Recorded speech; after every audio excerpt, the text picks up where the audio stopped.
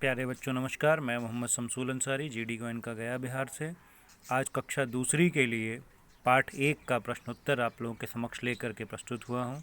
इसके पूर्व मैंने आप सभी को कविता का स्वस्वर वाचन करके उसका अर्थ बताया, उसको समझाया और शब्दार्थ लिखने के लिए दिया, याद करने के लिए दिया, कविता याद करने के लिए दिया। और इसी क्रम में हम प्रश्नोत्तर बाकी रह गया था, तो इसको हम लोग आज करेंगे। ठीक है, तो सबसे पहले पहला प्रश्न देखते हैं। कौन नन्हे वीर सिपाही हैं? ठीक है, पहला प्रश्न पूछा जा रहा है कि यहाँ पर कौन नन्हे वीर सिपाही हैं। तो नन्हे वीर सिपाही किसको बताया गया है? आप लोग कौन हैं? तो आप लोग ही तो नन्हे वीर सिपाही हैं। तो प्यारे बच्चों को क्या बोला गया है? नन्हे वीर सिपाही हैं। ठीक है, कौन नन्हे वीर सिपाही हैं पूछा जा रहा है ना। तो आप लोग क्या बताएंगे कि बच्चे अर्थात आप लोग ही नन्हे वीर सिपाही हैं। ठीक है, अगला प्रश्न है, वीर सिपाही का क्या काम है? ठीक है, तो सिपाही का काम क्या होता है? वह कभी पीछे मुड़कर देखता है, कभी नहीं देखता है, और क्या करता है? तो हमेशा आगे बढ़ते रहता है। ठीक है, तो वीर सिपाही का काम क्या है? हमेशा आगे बढ़ते रहना वीर सिपाही का काम है। ठीक है, इसके बाद अगला प्रश्न देखते हैं। बच्चे किससे नहीं घबराते हैं? तो आप लोग बताइए किससे नहीं घबराते हैं? आप लोग तो किसी से नहीं डरते हैं। कोई प्रॉब्लम हो तो नहीं परेशान होते हैं, बिल्कुल मम्मी पापा को किसी को परेशान नहीं करते हैं। तो कोई भी प्रॉब्लम होती है तो बच्चे क्या करते हैं? किसी से नहीं डरते हैं, घबराते नहीं हैं। तो उत्तर क्या हो जाएगा? कठिन काम से बच्चे घबराते नहीं हैं। ठीक है, इसी क्रम में अगला प्रश्न देखते हैं। बाधाओं के आने पर वीर सिपाही को क्या करना चाहिए? बाधाओं का मतलब क्या होता है? प्रॉब्लम्स। ठीक है, परेशानी। तो क्या करते हैं हम लोग? आप लोग क्या करते हैं? कोई भी घबराता नहीं है, डरता नहीं है ना। ठीक है, तो घबराना नहीं चाहिए, इसका उत्तर हो जाएगा। इन प्रश्नों को मैं लिखित रूप से भी आपको, प्रश्नोत्तर को लिखित रूप से भी आप लोगों को प्राप्त करा दूंगा। यहाँ पर सिर्फ आप लोगों को वीडियो के माध्यम से यह समझाने का प्रयास कर रहा हूँ कि प्रश्न क्या होगा और उसका उत्तर आप लोग समझ पाएँ ठीक ढंग से। ठीक है, इसी क्रम में आगे देखेंगे कि आपके कुछ अभ्यास कार्य दिए हैं। ठीक है, तो इसमें कह रहा है कि समान तुक वाले शब्दों को लिखिए। तुक का मतलब समझते हैं आप लोग?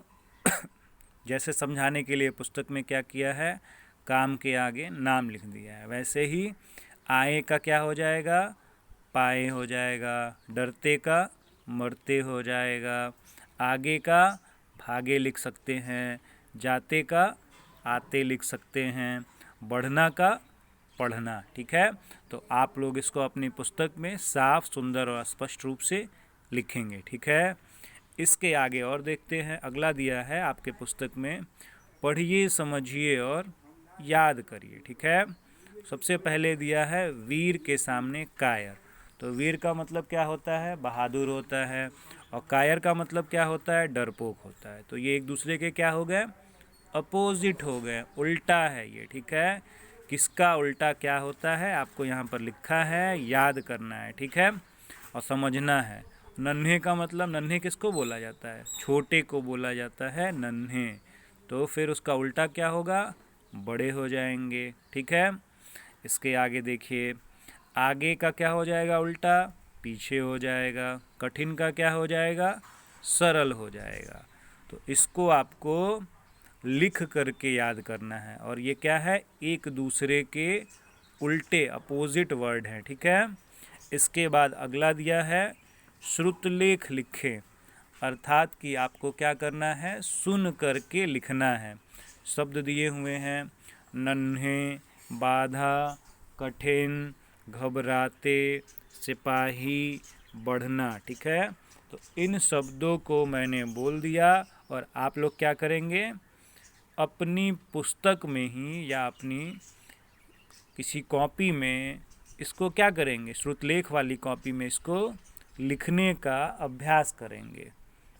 देख के कोई मत लिखिएगा, सुन के लिखिएगा। पापा मम्मी से भी आप लोग बोलेंगे कि पापा बोलिए, जो फ्री रहेगा उनसे बोलने के लिए, और आप लोग सुन करके लिखेंगे। इससे क्या होगा, आपके लेखन कौशल और श्रवण कौशल दोनों कौशलों का विकास होगा। ठीक है, आपको सुन करके लिखने ढंग आ जाएगा और आपकी हैंडराइटिंग अच्छी होगी। ठीक है, तो आपको क्या करना है, यहाँ पर सुन करके इसको लिखना है। तो आशा करता हूँ कि यह पाठ अब समाप्त हो गया है और आप लोग इससे संबंधित जो भी अभ्यास कार्य बचे हैं उसको पुस्तक में अपने अभिभावक के सहायता से करेंगे। ठीक है, और जो नहीं आएगा फिर हमसे डिस्कस करेंगे, मैं आप लोगों को बता दूंगा। ठीक है, धन्यवाद, नमस्कार, शुभ दिन।